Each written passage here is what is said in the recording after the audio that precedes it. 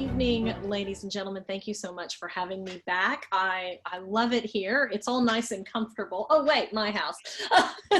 But it's always great to be back with you and to be here and to talk about more social media. Last time we tackled Twitter, and now we're going to get looped in with LinkedIn.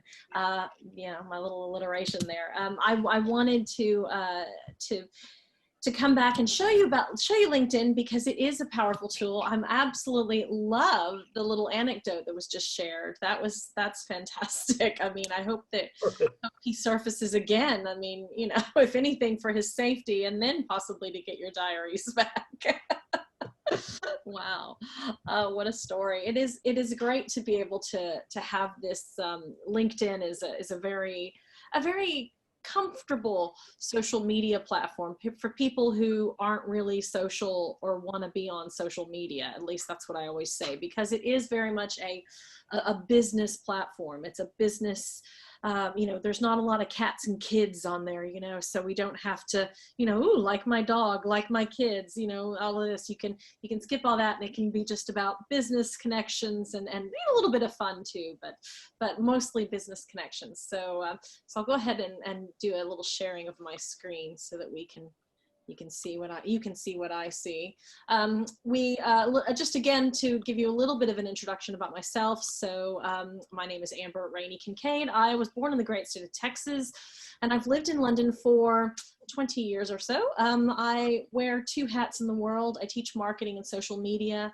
The other job that I have is I'm a tour guide. I dress up as Mary Poppins and Guy Fawkes and Jane Austen, and I run around and I do tours. I am a official badge guide of the City of London, the City of Westminster, the Borough of Camden, and St. Paul's Cathedral.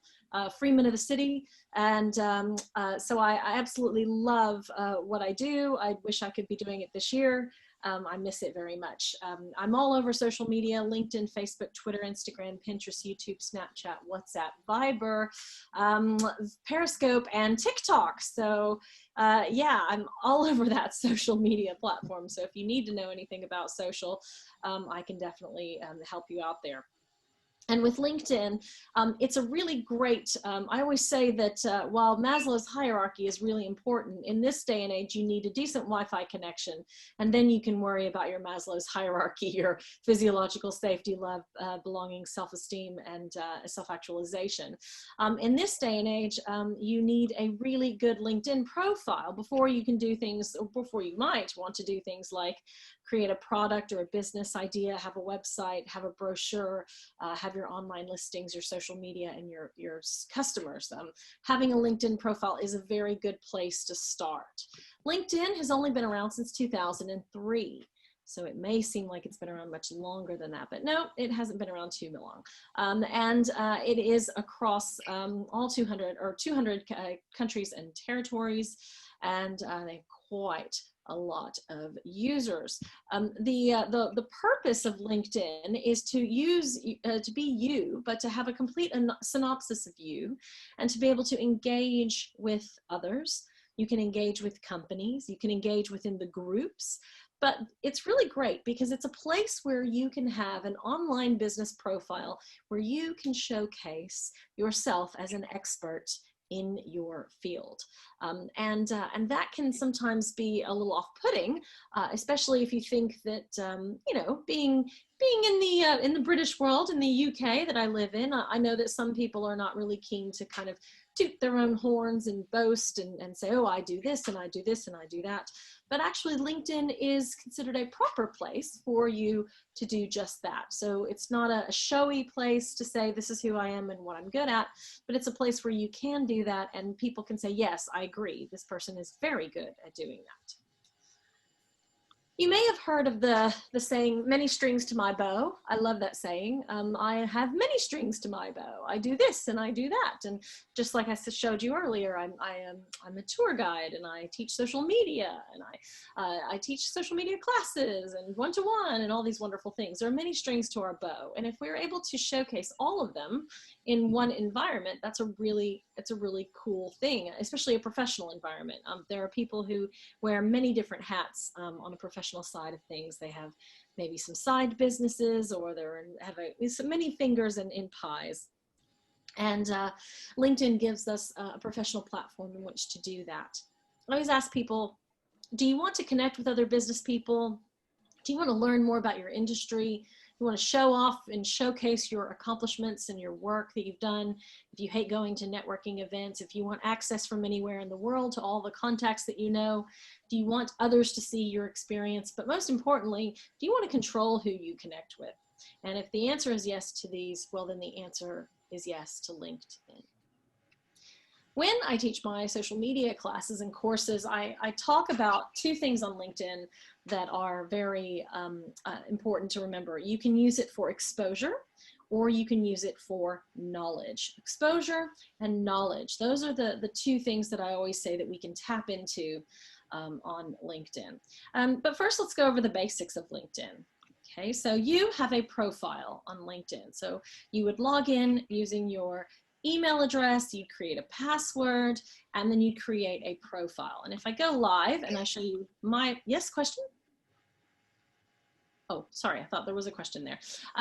So if I show you my profile, so this is me and this is what I'm all about. I've got all my stuff on here, my experience, and scrolling down, my education, all of that information, my licenses for tour guiding, my volunteer experience, skills that I have, recommendations from people, and a little bit more than that. So all of that can be found here on my profile on LinkedIn.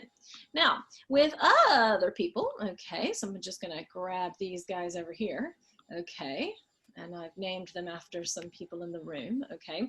So on LinkedIn, you can invite someone to be a connection, and they can accept that invitation, and therefore then you can be connected with these people. So if I connect with Paul and Barbara asks me to connect and I connect with Janet, they are going to be considered my first connections, which means that they will be able to see what's on my profile and I'll be able to see what's on their profile. Likewise, what will happen is if they post something onto their profile, it's going to come up in my news feed. So if I come back over here to LinkedIn, if I click on home, my news feed is here. And what we can see is Sarah Franzoni. She posted this. She is my first connection. And so there we are. I can see this just here. If I scroll down to the next one, this is a promoted ad. I don't really know Tourism New Zealand. But the next one down, Jacqueline Allen, first connection right here. She has posted, Samantha has posted this one as well. So as these connections post things, you see them in your profile. Now, what's cool about LinkedIn is that you have the ability to meet people that you need to meet or want to meet via your connections. Because what happens is of course, Paul and Barbara and Janet, because they are going to have their own connections. They're going to have their own people that they know on LinkedIn, and they are going to be my second connection. Okay, so I'm going to know Janet, and Janet is going to know that person. So we have that second connection bit there. Following on from that, you have these other people, these second connection people, and they have their connections. And that's going to be your third connection here. Now, everybody within this 1, 2, 3 level, like first cousin, second cousin, third cousin, if you think about it, they are part of what's called your network. Okay, so they're part of your network. And with your network, you can have little communication and invitations to meet within. So if I know someone and you know somebody, you can easily, it will show that you can easily connect with someone, and it'll say, oh yeah, you're a second connection or a third connection to them. Now the rest of the people, well, you've got those people that are not your first, second, or third, so they're just on LinkedIn in general. Or you have the people that are off LinkedIn and they are out in the public zone, okay? One of the great things about LinkedIn is that you, as a profile, you can create a company. So if you have your own business or multiple businesses, you can create a company profile as opposed to you yourself. So it's good to have a profile for you, and it's good to have your company as a page. Okay, so for example, if I go back to home, I'll show you that this is my profile, but down here I have my Raney Kincade business page. Now I got to say, I don't actually use my business page that much. The only reason that I created it was because I wanted to upload my logo so that when I put in my company history on my profile, my little logo popped up there. But that was the, and also I was doing it in class to show somebody how to do it. So you have this whole map of LinkedIn, and with LinkedIn, you can use your profile. Like I say, you can fill it out. There's lots of different sections. If you go to your profile, and there's two ways to get to your profile. I'm just going to go back to when you're on LinkedIn, when you first log in, I've gone a little fast, sorry. You've got the in button at the top or the home button. Those two always take you back to this main screen here. And you've got the menu bar at the top with the search over here on the left, and then your menu options up here. In the middle, in the top, is the start a post section. This is where if you want to post something, you would click here and you would write and talk about it. I can tell by the conversation earlier, many of you are quite familiar with this. On the left-hand side is you, and I'll talk a little bit more about some of these features over here. And if you have a company page over here as well. And on the right-hand side, you've got like LinkedIn news and some ads and that sort of thing. But just below the start a post section, you'll see there's a little line right here. And everything below here is the people that you're following. It's their content and an ad and what they have posted just here. So, and you can actually sort this. Not many people notice this, but just over here, it says sort by, and you can click there and you can look at most recent. I prefer most recent because I like to see, you know, chronological stuff that's come through. Occasionally you'll see, so Andreas here, I don't actually know Andreas. He's beyond my third connections, but the person I do know, Paulette Brown, liked this post, and that's why I'm seeing this here. So you can see when somebody is not within your network, it says third plus, which means they're just beyond that. So it is quite nice to be able to see content that's posted, posts from people who maybe are not in your network. You're able to stumble upon content that you may not have seen previously, or you wouldn't have seen. This one is I think this one might be a joke. I'm not really sure. But there we are. It's his second connection. You see a second connection.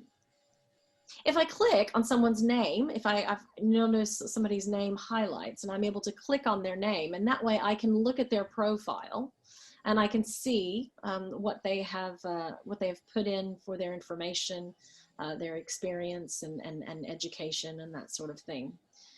So even though I'm not their first connection, I can actually see information, and that is because they have adjusted their settings accordingly. If I click over here to this woman, Shelley Harris, so she's a third connection, you see. So I don't know Shelley, and Shelley doesn't know me, but I know someone, and Shelley knows someone, and those two people know each other, okay? And if you scroll down, you can learn a little bit more about Shelley and about her experience as well. So all of this can be viewed, and you can kind of scroll around and see different people's profiles and information. And most of the time, the information is quite, you know, it's quite detailed. You know, people like on LinkedIn, they feel quite comfortable giving information about who they are and what they do in a business perspective, because they are, you know, it's all about making connections, business connections, and quite possibly finding a job. When you are completing your profile, okay, when you're completing your profile, you have this first little section here that you can edit. There's a little pencil that's just located here. And you can click that pencil and you can edit all of the information and the photos. This is your cover photo. Now this is me dressed up as Mary Poppins on the top of One New Change. I'm sure you all are familiar with this beautiful view, because this is what I do in work. And this is me. I used to, during the tour, I used to grab soot, as I called it, which was eyeshadow. And you know, as we were going up the lift, I said, oh, it's just like, you know, going into the clouds and getting a bit of soot, and everybody would have a little bit of soot on the end of their nose there. Then a clear picture of myself. So it's nice to use the cover photo as a place where you can see what someone does. I have a colleague of mine who, she is a facilitator, and if I just show you in her example, right, you'll see, so her cover photo, she's got a nice profile picture here, and then that's actually her in action doing a presentation. So it's really nice to use this space to showcase who you are and what you're all about. Or if you have a logo or something like that, you can do that. If you have more than one name, you can add former names. But what's really cool is this thing right here called the headline. Can you actually just show how you can actually add, load up the photo? Oh, yes, of course, of course. So each photo, you might see these little blue pencils just here on the right. And all you have to do is click on the blue pencil. And I have a photo there already. I could delete the photo if I wanted. And there's some editing things. I could zoom in or reposition it, move it around if I wanted to. Move that back up there. If I want to change the photo, you click here. And then it takes me to my computer.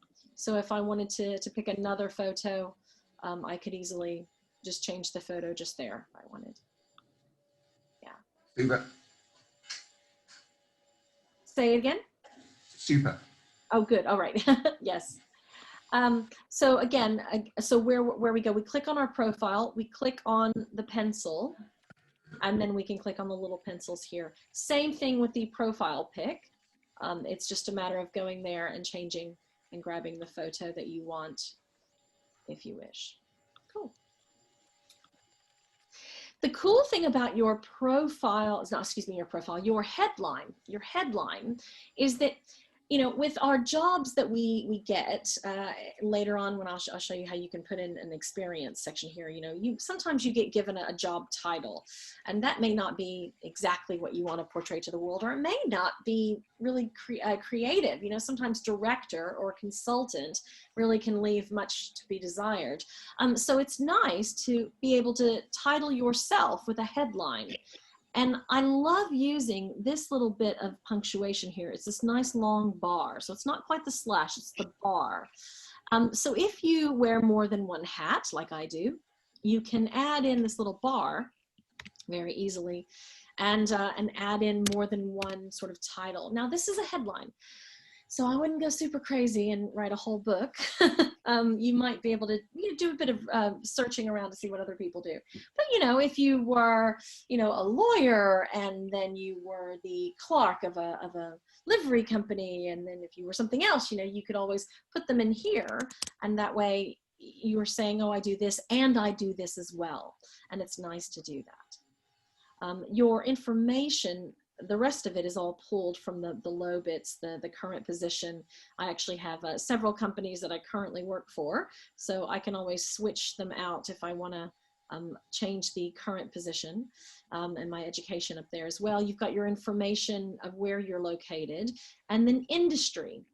Now the industry is a set list that LinkedIn creates. So we don't have a lot of leeway on here, but it's nice to kind of grab something that's somewhat relevant to who you are and what you're all about, and pop that in there. And then finally, we have the contact info, and it has its own little pencil just here. So what's really great is you can go in and put information on how you want people to contact you, websites, phone numbers, email addresses, and this does not have to be the email address that you used to create the LinkedIn profile. So for example, if I chose to open up my LinkedIn profile on my Yahoo account or a Gmail account, but if I want them to contact me from my business email, then I've got that business email just here as opposed to the personal one. And down below, this is where, if your birth date is listed and you wish it not to be, this is where you can change that setting so that only you see your birthday.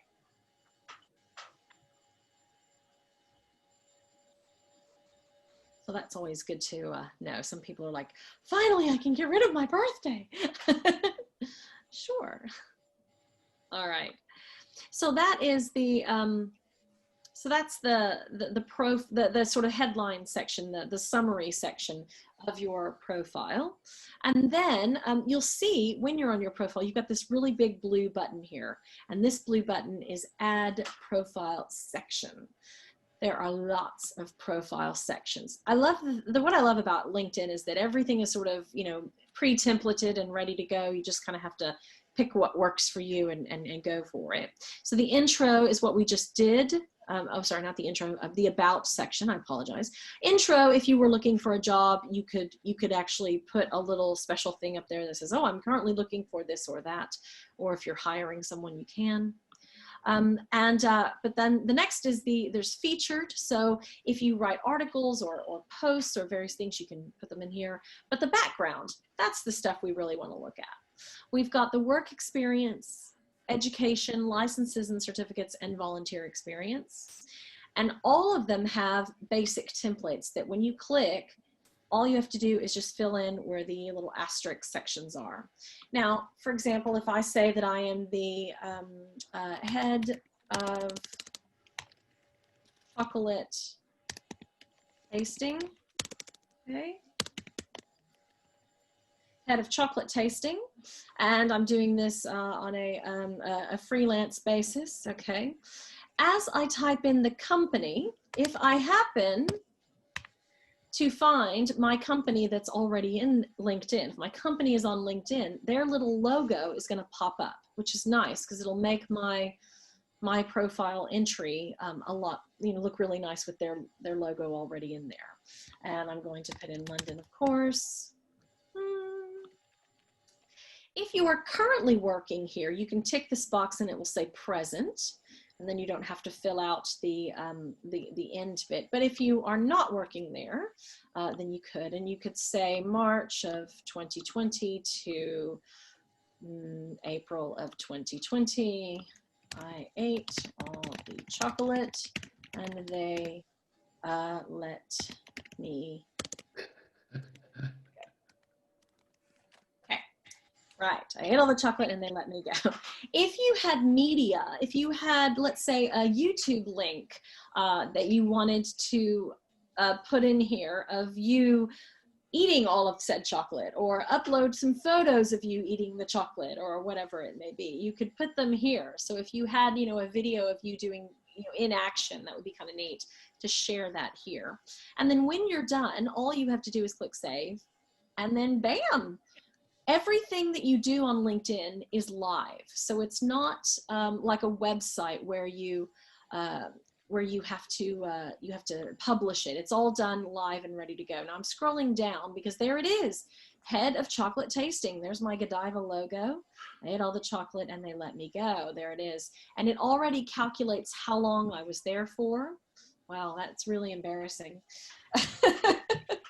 But there I have it.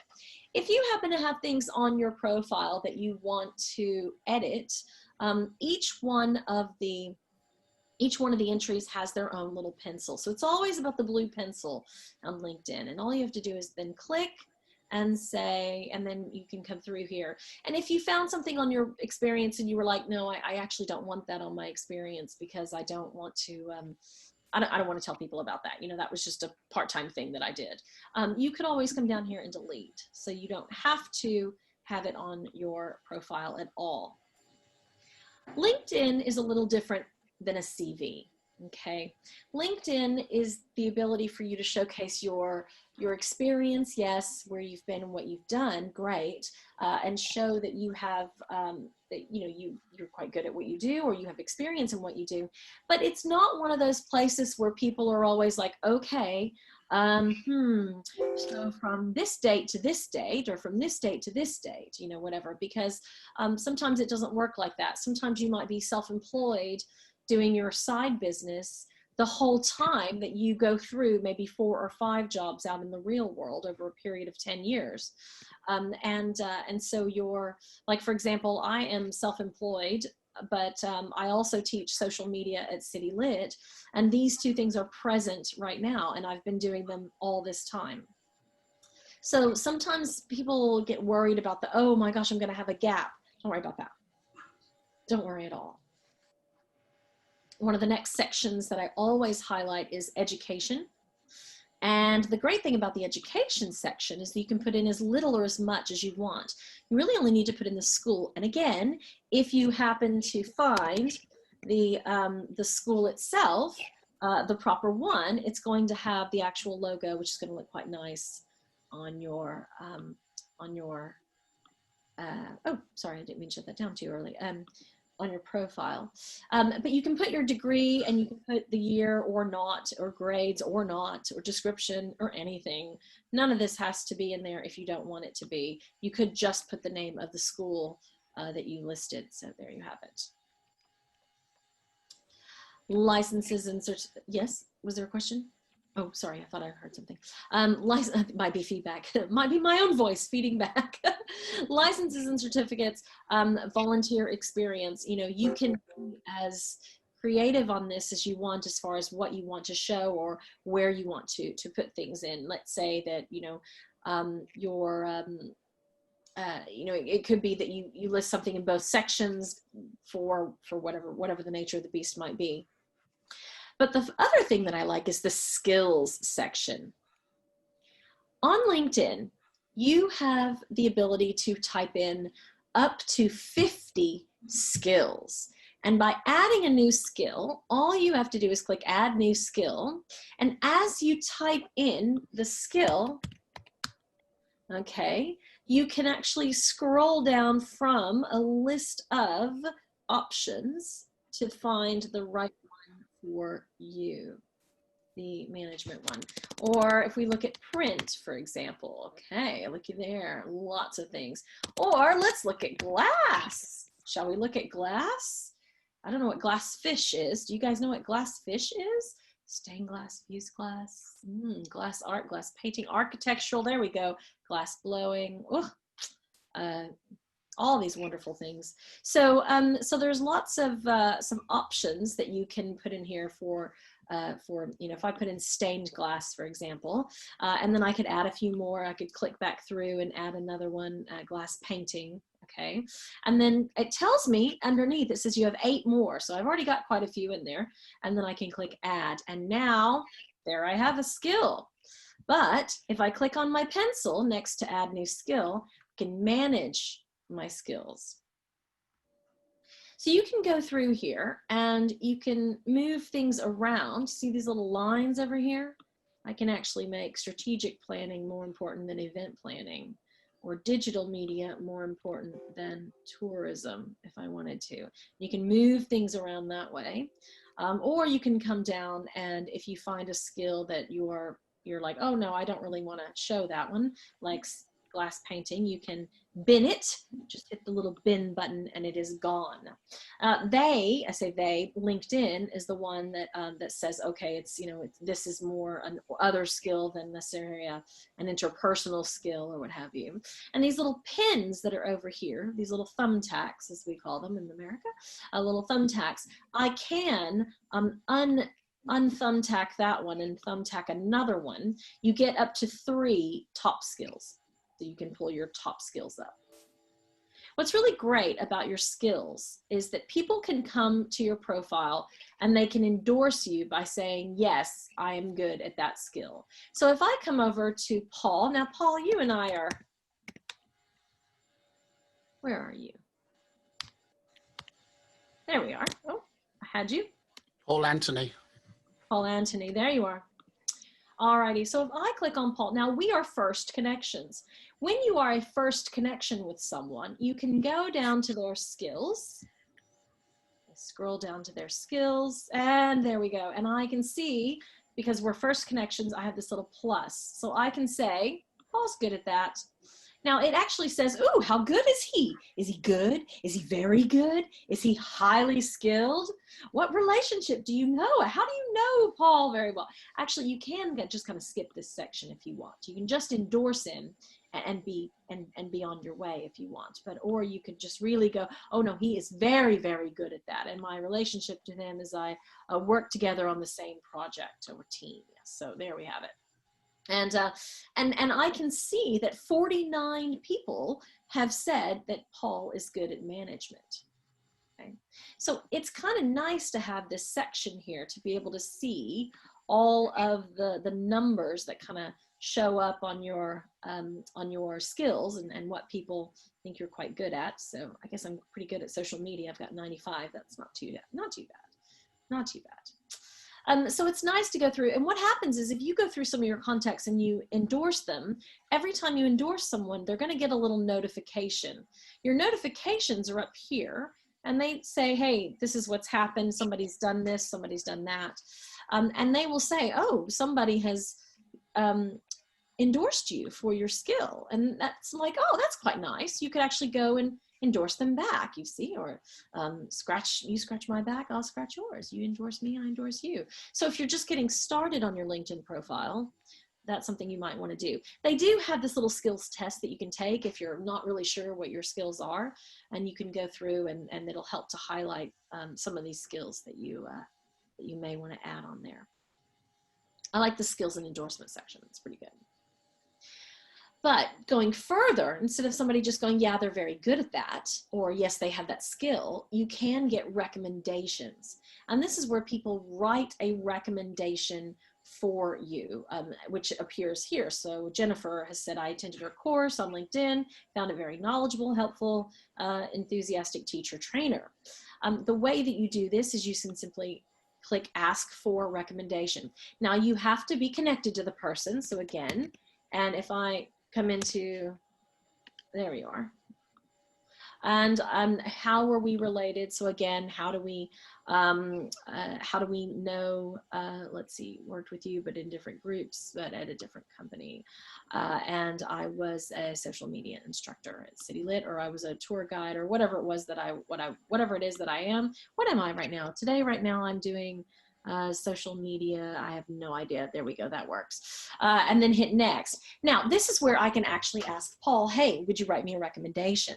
But let's say that you're going through and you're working with a client and you're asking them for a recommendation. You can, help make their recommendation writing a little easier.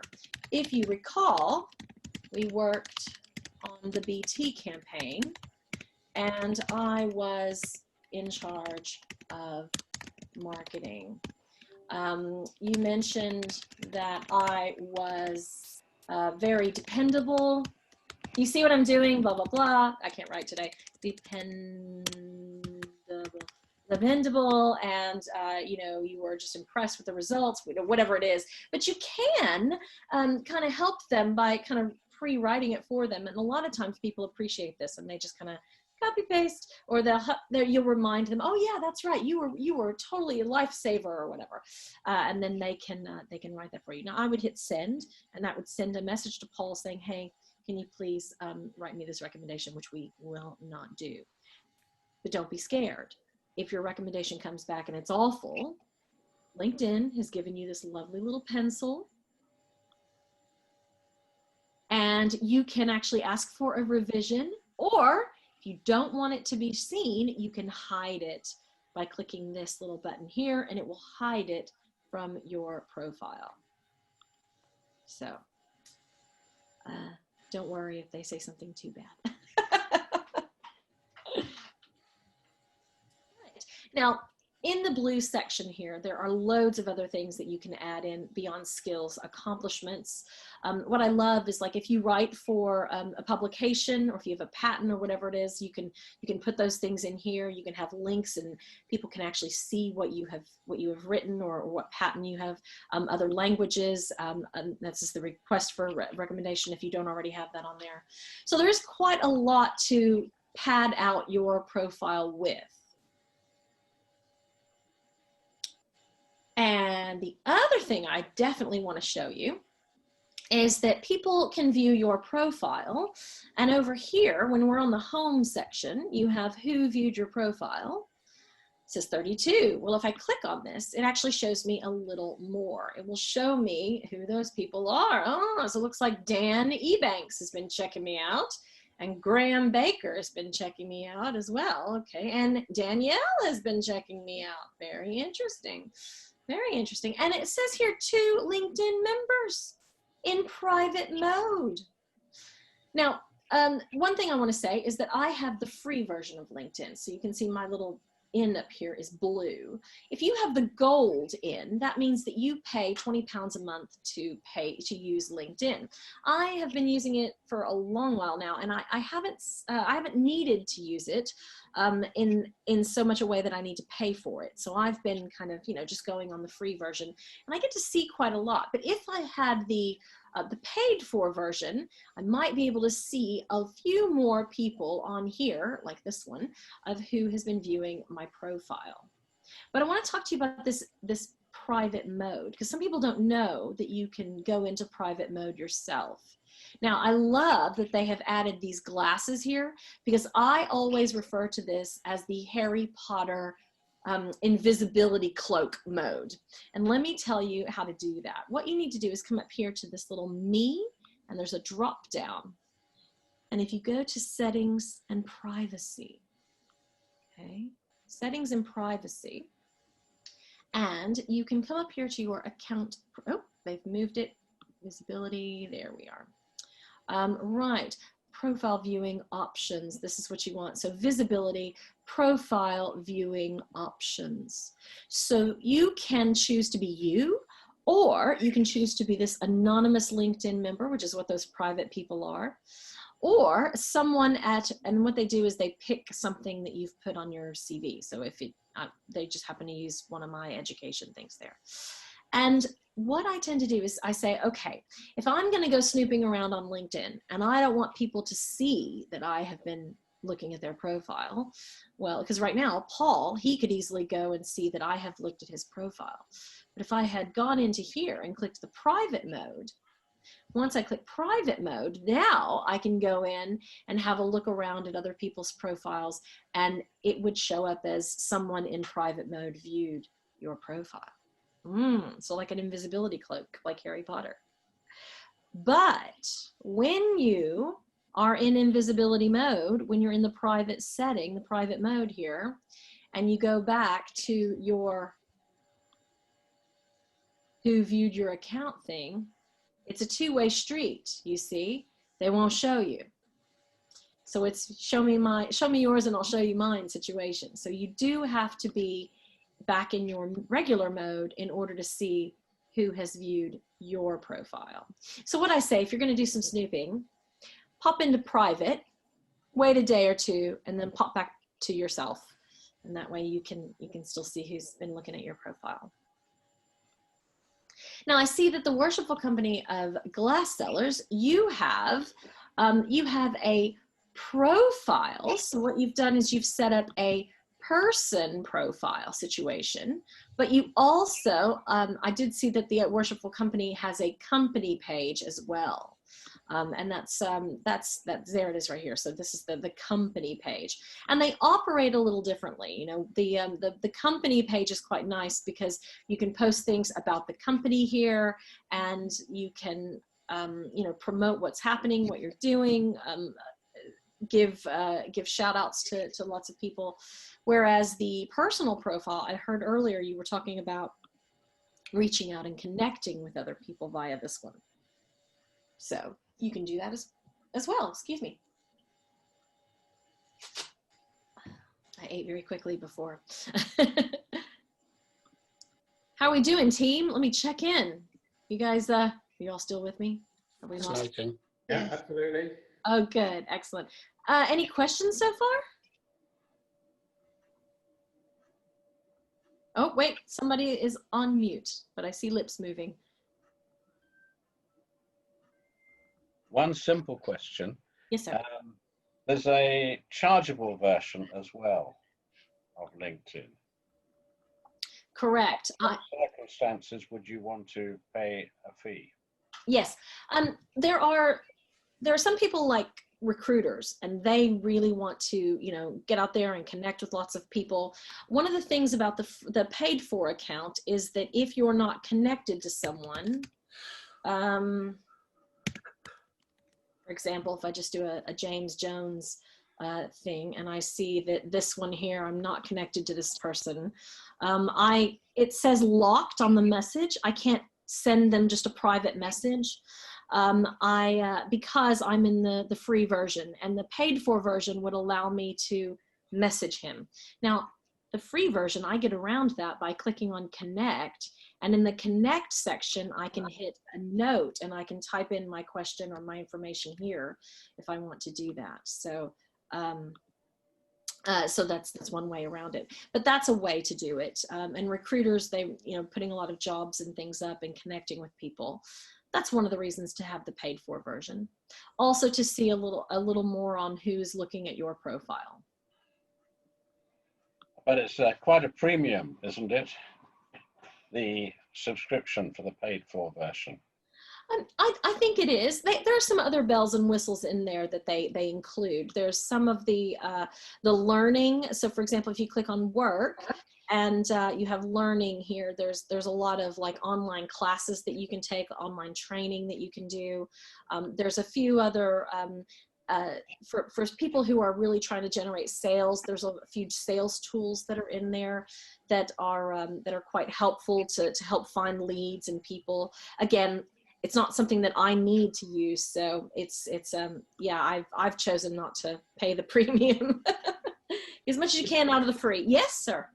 I was just going to say, is it possible with the paid version to invite more connections? Because I know there's a limit. You get blocked, and it says about quality rather than quantity. If you that I don't know, because I didn't. I haven't hit a limit yet. I mean, I have about 1,300 connections, and I tend to. There was a period of time. I'll stop sharing my screen so we can all see each other again. There was a period of time when there was something called Lion, LinkedIn Online Networker, and you'd see somebody's name, parentheses, Lion, in all caps next to it. And what these people were doing is going around and they were just connecting with everybody.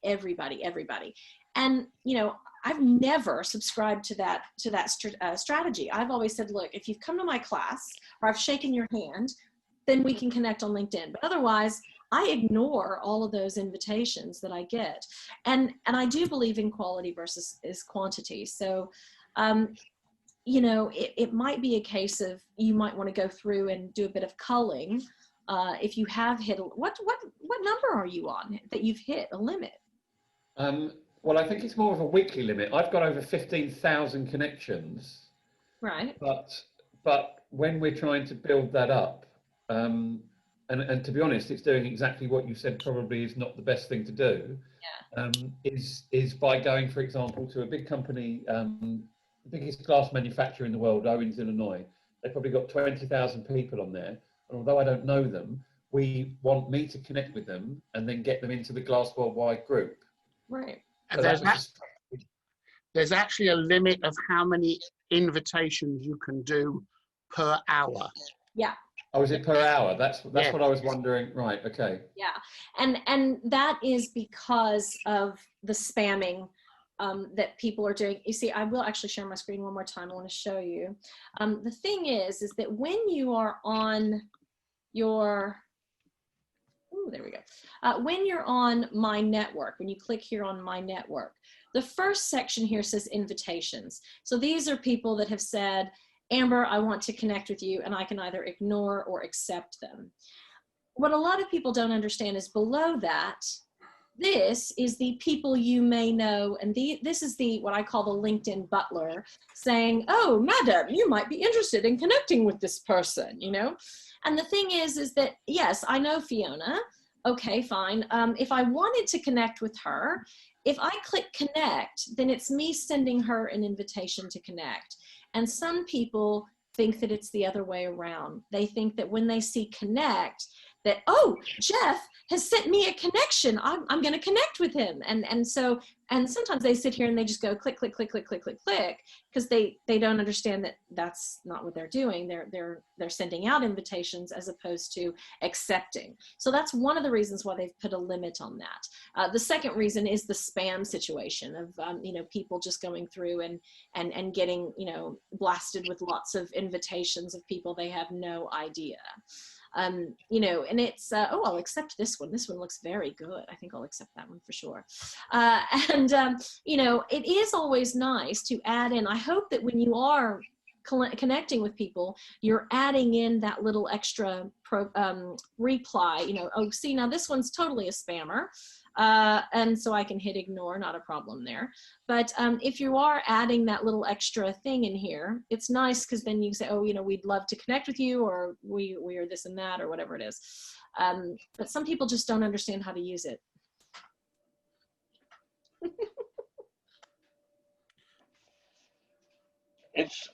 It is quite a comprehensive service, and I have to say, for business purposes, as Dave has just been talking about, it is quite a powerful tool. Yes. So Dave, you might just have to use the paid-for version. Oh, I asked the question because we are using the paid-for version, but I wasn't quite sure. My nephew, you might have heard Amber at the start, my nephew's, I have 15,000 connections, but to be honest, he took control of my LinkedIn account about 18 months ago. And has basically, we didn't have much of a presence on LinkedIn, but one of the questions, I didn't want to jump ahead if you were going to cover it, was we don't have a company page as such, or we do, but it's completely inactive, because really we have a company, but the product, the brand, Glass Worldwide, the magazine that we publish, is everything. So he suggested that we start a group, the Glass Worldwide group. And the best way of doing it that he could research was for me to connect with all these thousands of people. And then as they connect with me, we then send them immediately a reply to say, thank you very much for connecting with me. We'd like to invite you to the Glass Worldwide group for these benefits. And that has, as I say, resulted in building up a group now that's got over 7,000 directly relevant people. So although it seems like spamming, we're not just inviting anybody. We're going to, for example, in our magazine, the next issue, we have a feature on Owens, Illinois, the biggest glass maker in the world. He will tailor the message to them that says, the next issue of Glass Worldwide has a feature on Owens, Illinois. You might like to join our our group to have exclusive access to highlights from it, things like that. And it has built up this huge following. What I was interested earlier, and I know that the master and the clerk were having a joke, but in terms of following a company page, I'm invited continually to follow pages of, let's say, some of our advertisers, the suppliers, or when there's a Glass Futures page, or as you did, there's a Glass Sellers page. What's the real difference between having a company page that people are following and a group? Well, and I just want to applaud you on your strategy for building the group. That is a very good way to do it, because it is a person connecting and saying, hey, I think that you should connect. There's a bit of genuineness to that. So that's a very good way to do it. A group, of course, is going to be, when you look for the groups, they're going to be, or little, I guess, forums, if you will, rooms where you can be connected with people, and they are specifically there to talk about that topic. So it's very nice. It's, filter out everything else, and we're just going to be here and talk about this. Effective and fun training techniques. Now that one is really great, because I joined it when it had it only had 20,000 people in it when I joined, and now it's got 92. So it's grown so much. And it's a good one. The point of this was basically just techniques and various things. I came in here one day and started a conversation. It wasn't called a conversation back then. It was just a post. And I posted in there, I said, here's an idea that I have. I'd love to share this. It was an idea of an icebreaker that I always did, where I said, okay, everybody, good morning. Can I please get you all to raise your right hand? And everybody raised their right hand. hand. And can I please get you to raise your left hand? Everybody raise their left hand. And I say, okay, I can confirm there are no broken hands in the room. And so that means that if anybody has a question at any time, please don't hesitate to flag me down with your hand. And it got a big laugh. And I also did it in those situations where people don't want to get up and do an icebreaker where they have to, you know, breathe and run around the room or do something crazy. Anyway, I got lots of people commenting on this by posting it here in this group. And I got several people looking back at my profile, and I got 2 speaking occasions out of it. One was the Chartered Institute of Professional Accountants at their conference in Windsor. So, you know, it was something that I actually didn't expect that. I was just really sharing my good idea, and I was really shocked that the response I got from it. So I think that it's important that a group, you can come in here and you can connect and you can start conversations, and you know, you never know where it might lead you. It might lead you, you know, if you were in a glass group, a specific glass group, you could talk about the other group that you're in. You know, maybe it's you know, they're talking about techniques or supplies or whatever, and you might say, oh, we have this other group over here if you're interested. Each group has their own rules, by the way, so don't break anyone's rules. But that's the difference between that as opposed to a company page. The company page is it's a very good thing to have if you are, so this is the person, I want to go back to the company one. If it's very good if you have a lot of stuff to promote that is from the company as opposed to yourself, the profile, which is good, and you can get people following, and you can talk about the group as well. I think what's nice about the group is that it is a place where everyone can post something. So everyone can come in and contribute. Whereas the company is more like, this is the company and this is what we want to post. So it's kind of a one-way street as opposed to the group being more of a forum.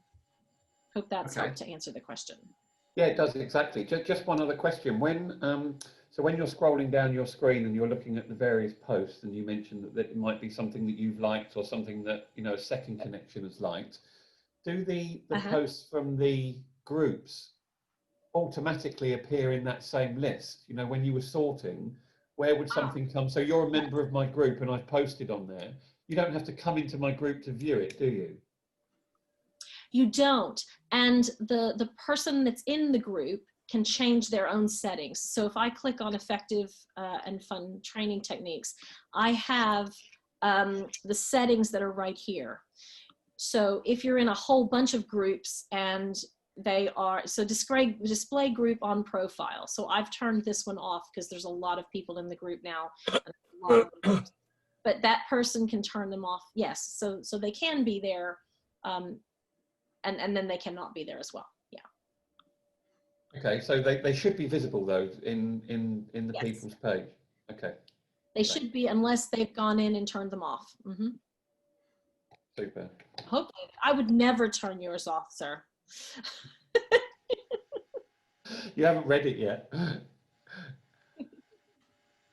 It sounds good though. I mean, that is a great way to do it, is to connect with someone and say, hey, you know, and even if you didn't want to build the connections, I mean, the profile connections, but you still wanted to talk about the group, in the invitation to connect, you could say, hi, blah, blah, blah, would love to connect with you. If you don't want to connect with me, that's fine. I'd love to share with you this group, you know, that kind of thing. So that's an idea. Okay, super. Yeah. Another thing you can do is you might challenge your group members already to invite their connections to the group. Because they can, you know, they can invite someone to the group as well. So now it's not just one person doing it, it's all those people doing it. Is there an automatic way to do that? Or you mean write to individually to those? Or can write it be a done? post and do like a challenge. Oh, okay. Yeah. Thank you, that's a good one. Great. Amber, is there any way that you can improve the quality of the notifications or feed actually coming into your account? Yes, you can. I'll share my screen. We have on your if you click on me and you click on settings and privacy, Okay. In communications, it's through here that you can go through and tailor what you want your stuff as far as you're on LinkedIn. So the actual on the LinkedIn, do you want things like jobs? I've turned the jobs off because I'm not in the job hunting market. You know, I've turned the premium tips off, that sort of thing. But all of these things you can come through and there's quite a lot to turn on and off and various things. So you can tailor.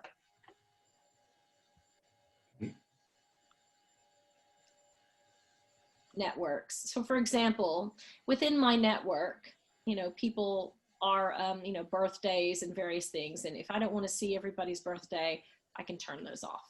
And connection anniversaries. Oh, it's been 3 years since you've been connected to Sally Joe. Yeah, okay, I can turn those off. But at the same time, what you have to know is that the reason that this is here, the reason they tell you that, is because that is supposed to be your little in to reconnect with that person. Sally Joe, can you believe we've been connected for 3 years on LinkedIn? Time has flown by. We really should catch up for a coffee. I'd love to talk to you about some projects coming up. Maybe we could get your help on that. You know, so that's kind of the point of these little, what seem to be quite trivial things. That's where that is. Now, on your on the postings feed, so that's your communications, and that does a lot. On here, as things come up and you think, I don't really know, every single post right here has a little ... and the ... you can do a bit of editing on this. So for example, if you know Mike Berry, so Zoe is the person I know, and Mike Berry is the second person, so she knows that person, and she liked this particular post. And if I come through and I'm like, you know, Zoe, gosh, you like a whole bunch of stuff, I could mute her, which is like picking up the remote control and hitting mute on somebody. It's the best thing ever.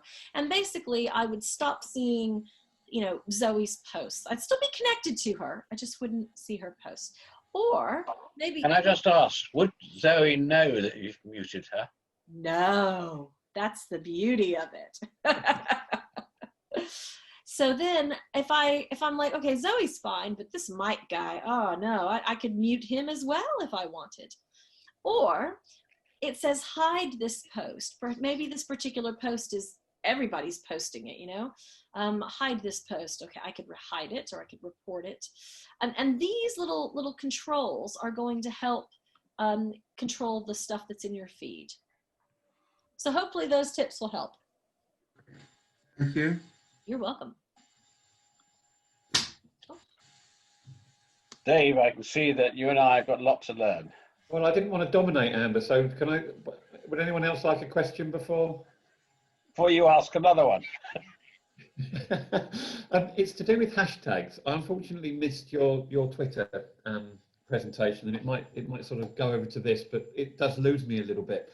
In terms of when I make a post, both personally and through the Glass Worldwide group, we are putting in, as well as tagging the relevant companies. So if we're making a post about Glass Futures, obviously we're tagging Glass Futures or Glass Sellers or whatever.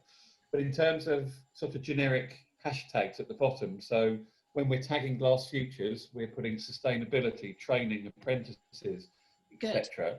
How exactly is that making the post more visible, and to who to though? So what that's doing is, so let's say, I'm going to go small numbers here. Okay, so let's say that, you know, let's say that I have 100 followers or 100 connections, and I post something. Those 100 connections are potentially going to see it, depending on if they're on LinkedIn that day or whatever it may be. Okay, so potentially 100 people.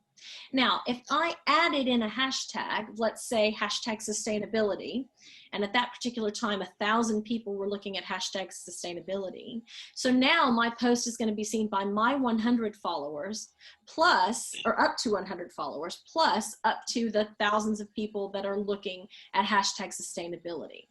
And what people are doing is, when you type in hashtag sustainability, it's like a filter. They show you only the posts that have that in there.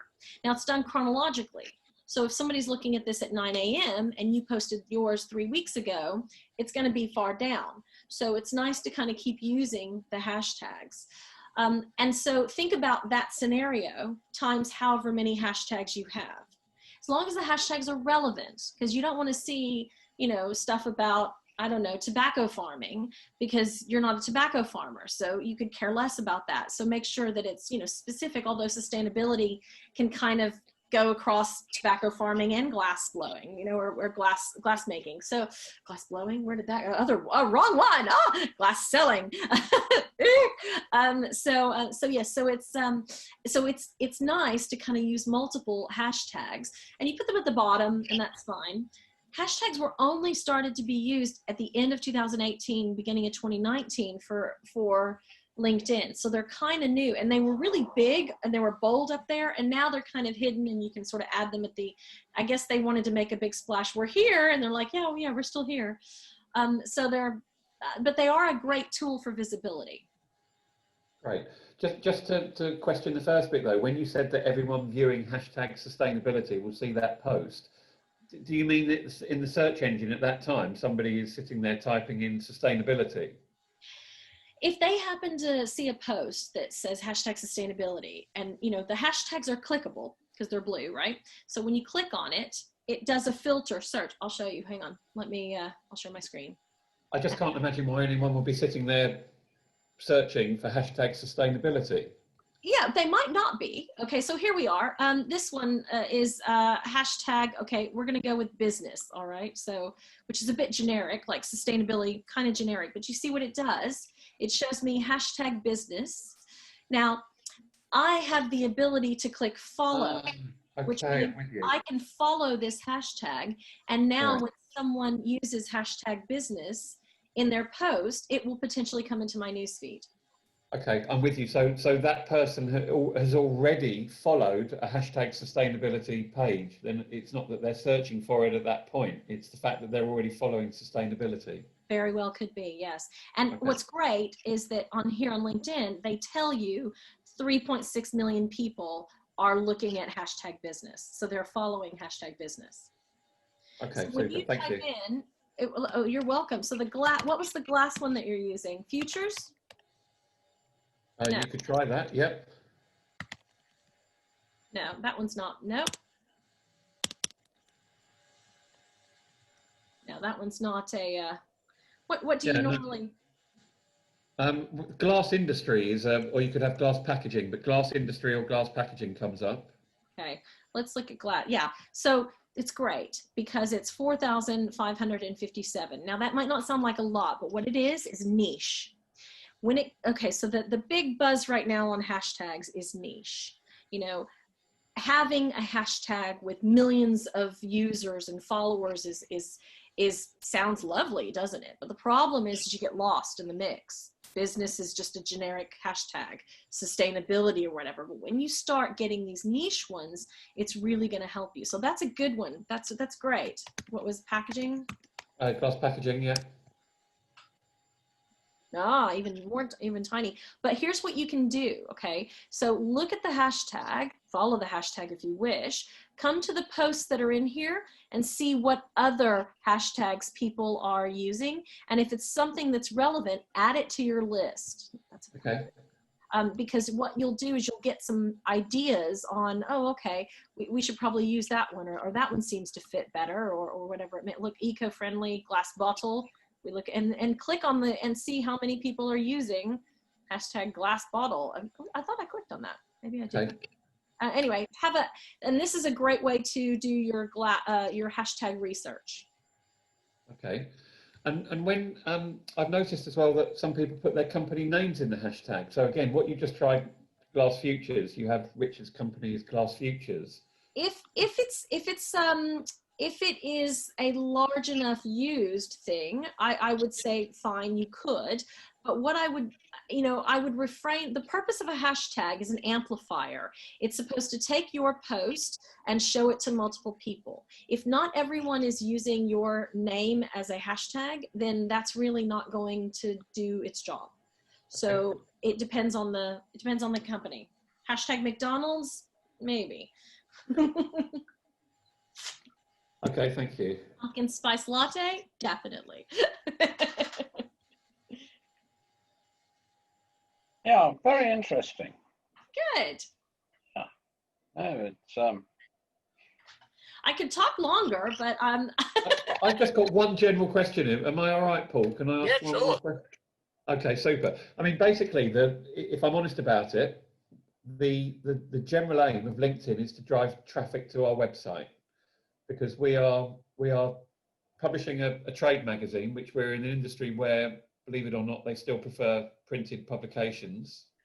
But our website is completely interactive with highlights of the issue and regular news updates. So we're selling banners on our website. It's a profitable area of the business. So the reason why my nephew originally said is, well, you've got to get onto LinkedIn, is because we wanted to drive traffic to our website. Which is exactly And it has proven, my webmaster tells me that the majority of, and we get a lot of hits. I mean, it's really impressive. We're not struggling to sell banners, we're struggling to accommodate them, in all honesty, is coming from LinkedIn.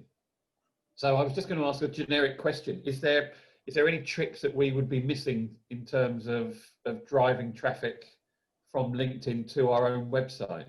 Do you have a blog on your website?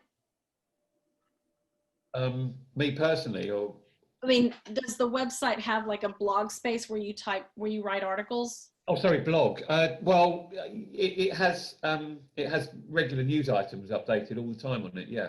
So what you might want to do is click on your website on the news item and use that link, and then go over and to the group or wherever it is that on LinkedIn, and talk about that particular thing, and then you could have that link, which is going to then drive traffic from LinkedIn again to that news article. That's a nice thing. If you had a blog, I'd say do the same thing with the blog, that sort of thing. Okay. If you have an FAQ with frequently asked questions section on your website, the news article might just be that as well. Take that opportunity to answer frequently asked questions, and then again the same thing, the same trick of take that link, put it over to LinkedIn, and go, has this question been on your mind lately? What are we going to do after Brexit or whatever? And we covered some details. Here's a step-by-step for you, and there's the link. Again, it's just, it's putting the information here and using that link and giving like a little preview on LinkedIn. Hopefully they'll click there and go to your website. Okay, that's generally what we're doing actually, but there's a couple of bits there where we could tweak it actually that you've mentioned are very useful. Do you have a YouTube channel? We have one video that was, and guess who made it for me? My nephew. He's a good chap. Yeah, but you put mine on as well. Yeah, we actually have a video section on our own website, which we are promoting greatly, and it was launched during the lockdown, the first lockdown, when a lot of events were cancelled. We launched what we call a virtual marketplace. So yeah, we actually put on 130 of our customers' videos onto our own website, and now we're actually, it's part of our 2021 ad selling campaign. Those people are now paying for that. Not much if they're willing to advertise in the magazine, but we're now making it chargeable, and it's proved incredibly popular. I mean, very, very popular. We put a video on, our own video on last month, and it's had about 700 views in the first month on our own website. So again, I know the numbers you're dealing with elsewhere, that might not sound great, but when you're in the glass industry where you've only got a couple of thousand glass manufacturing plants worldwide, it's not bad. That's wonderful. No, that's brilliant. Do you is the magazine online? Yeah, it is, and actually, again, because of what's happened in the last 6 months, we've actually made it free to view online. The digital version. It's still a paid-for subscription magazine to get all printed copies and everything that goes with that. But in terms of visibility, we put it online free of charge 6 months ago. How far back does the online version go? Oh, it goes a long way back, because there was already a digital archive, but you had to pay for it. So now it goes back, I think, about 6 or 8 years. One of the things that I would do is maybe use, there's a great hashtag TBT, Throwback Thursday.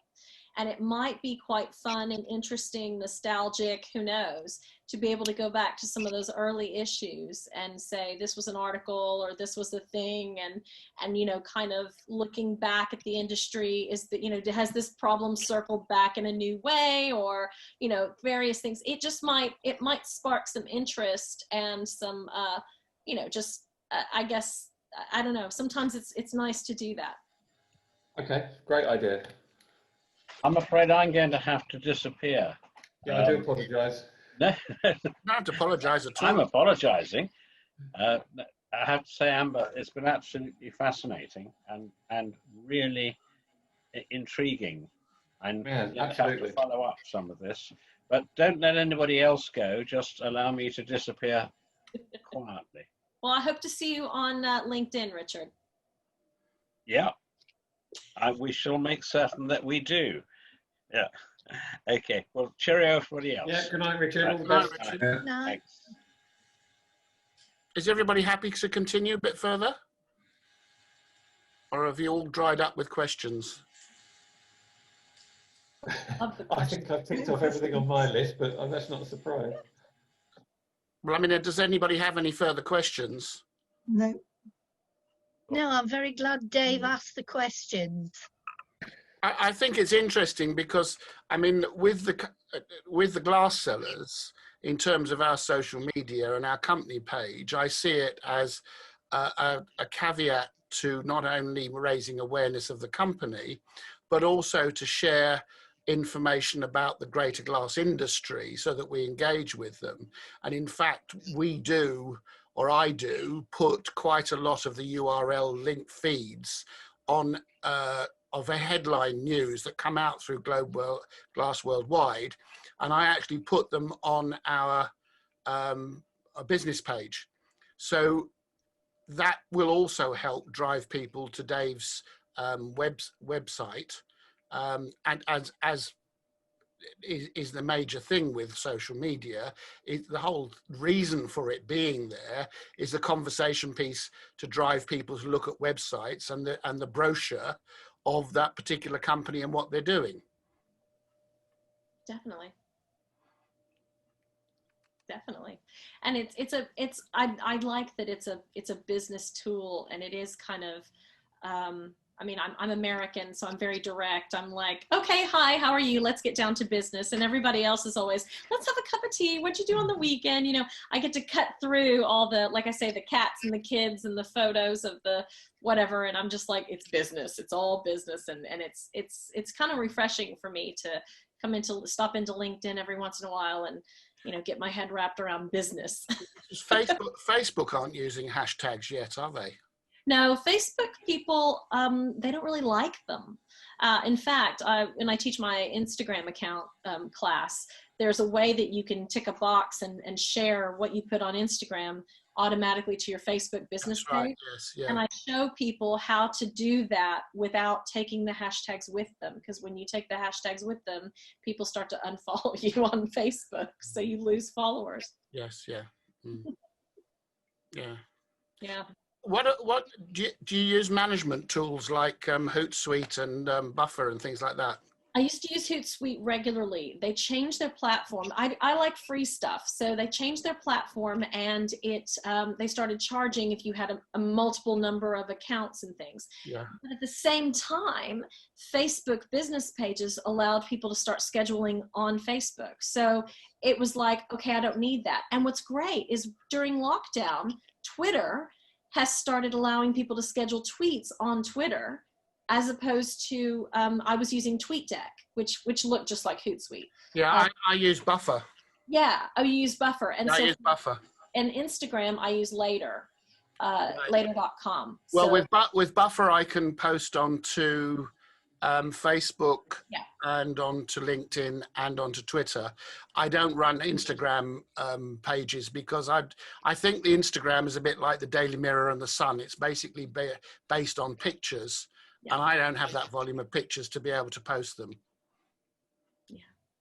So it tends to be yeah, but the put scheduling editorial on more so. Yeah, and the scheduling is great. But yes, Buffer, there used to be another, Alturian, I think it was called, and they were good for LinkedIn as well. So scheduling LinkedIn. Yeah, yeah.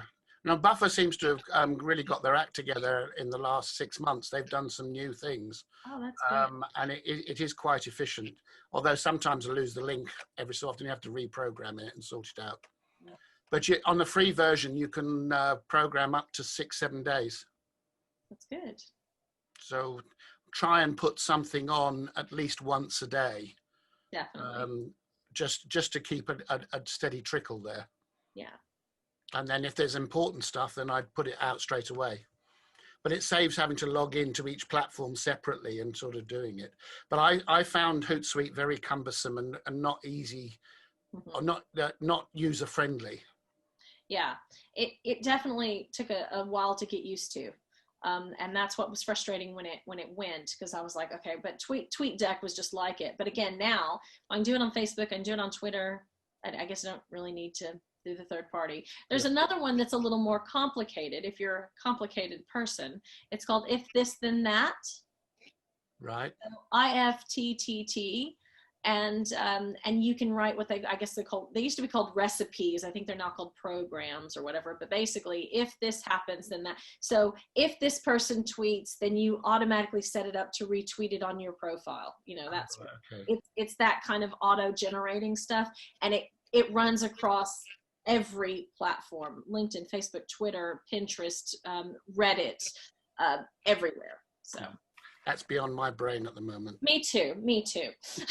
But I always mention it just in case there's a high tech person that better than me. Yeah.